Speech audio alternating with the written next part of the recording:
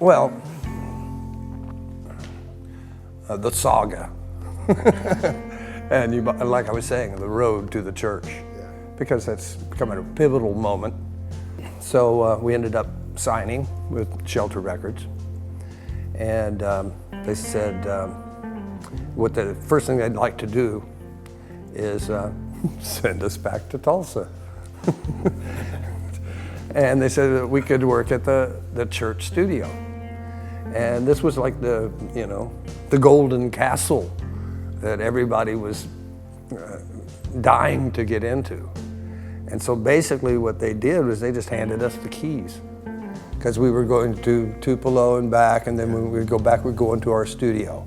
And then, occasionally we'd play something in town. So they sent us back to, they wanted us to work in the church, and the main thing that they conveyed to us very seriously was, we do not want you to make a record.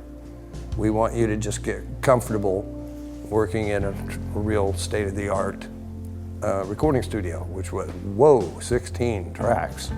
Now the little studio we were working in Tupelo was 8 tracks, and it wasn't a very good sounding studio.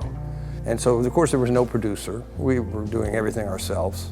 They had an in-house engineer that we were using, real nice English guy named Roger Harris. It was actually kind of warm and fuzzy, because we were more comfortable by ourselves. And while you could tell there was we were missing a certain professionalness and grooviness to just having groovy people's name on the record and having little tea boys bring you tea and stuff, At the church, it was kind of warm and fuzzy. And I guess mainly it was because it was just us. We didn't really like people, getting into our chicken, putting some stuff into our recipe.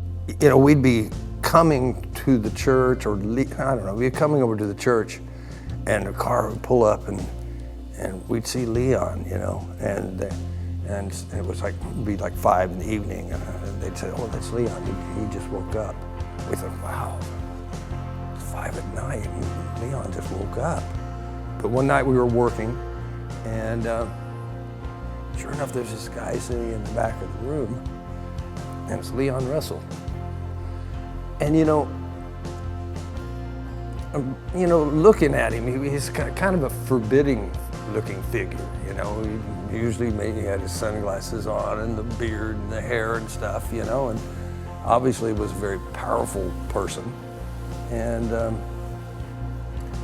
it turned out that it was so the opposite of what I expected from him, because he was so kind and he was so generous. He not only invited us to make camp at his house, we'd just been, promoted to 16-track recording. So we go over to Leon's house now, and here we got 40 tracks, which nobody had. They had one of those Stevens 40-track machines, and it was kind of like the Starship Enterprise. And so was his studio. It was like everything in it was brand new. Well, not only that, he actually came to our studio. He came up and hung out at our little hole-in-the-wall studio, which we called the shop. And it was just pretty wild just having Leon hanging out at the shop with us, And I remember making a few records with him. We were recording Maniacs. So really, when we went there, we were there to work. And of course, we got to meet lots of people. And a lot of people that were in the hierarchy of the music scene now, we had garnered their respect, and which was gratifying. And I remember there was an occasion or two that even some bums from the street came up to the church while we were recording, and we just let them hang out. And it really was, it was a place where, what better place for us to make our first little move. You know, it was an opportunity. You know, it was like it was in waiting.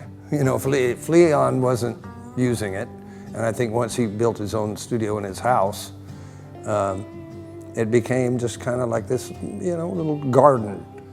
You know, and there were a few kind of standard studios around, but there never was really a real, you know, functioning recording studio in Tulsa until the church. And that was kind of the beginning of the end. So it was like a strange crossroads of it. We showed up just at the right time for all this to happen, and it was about that time that it was all starting to demise. And then it turned into Denny Cordell and Leon Russell's parting ways.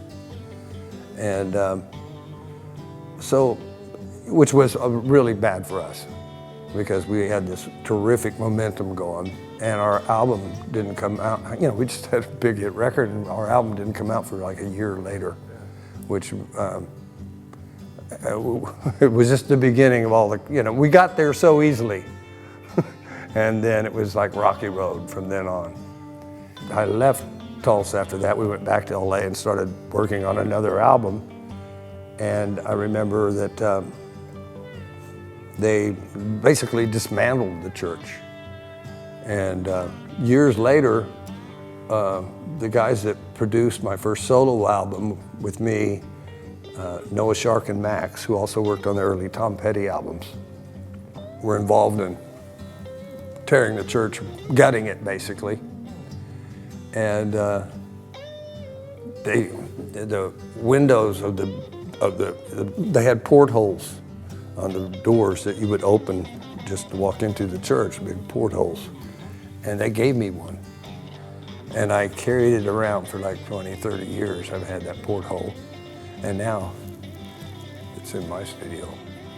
It's the porthole that goes into my isolation booth.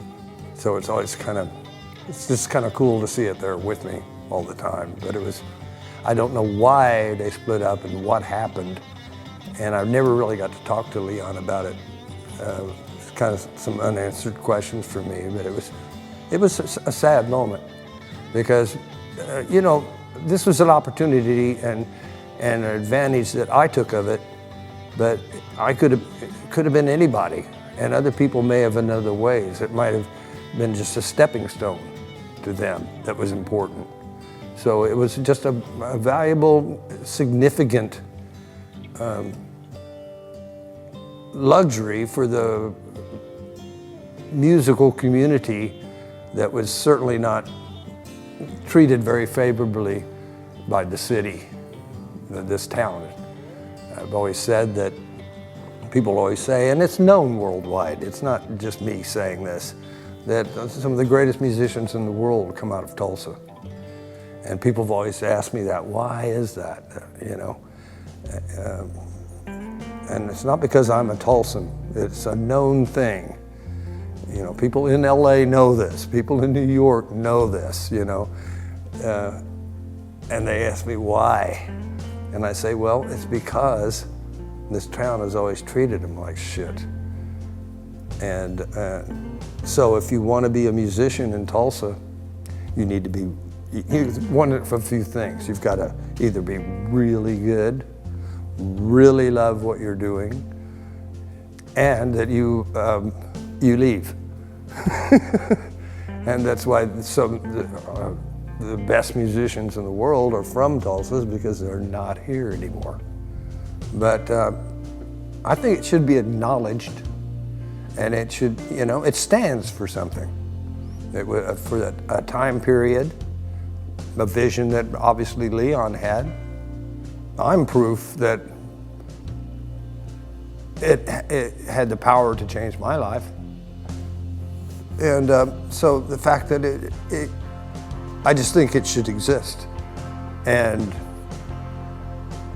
in this new world that we live in, you know, it probably won't be the same thing that it was. I don't think you can just recreate the church. It wouldn't be the same anyway, even if you tried to make a scan a copy of it. It would never be the same anyway, but it would be the spirit behind it and the people involved. It could go in so many directions, but let it be what it is. Let it be the little golden castle that everybody can find their way to if they want to. And there may be unknown opportunities of where this may go. But I'm very pleased that it's, somebody might take care of the building and that it'll be there to remind people of what happened when it happened. Remind people of, what an important man Leon Russell was. And, he could have lived anywhere. I think it was a really cool thing that he chose to live here in Tulsa at that time. And you see that little tiny Leon Russell Road or Boulevard, whatever it is, it's like a block long. How about the whole damn road? That's what I say. I mean, what is that little, Leon Russell's sidewalk? You know what I mean? He deserves a damn road, a real one. There was magic there, and the idea that there could be magic there again, to me, is exciting. And as you know, all my life I'm looking for the magic.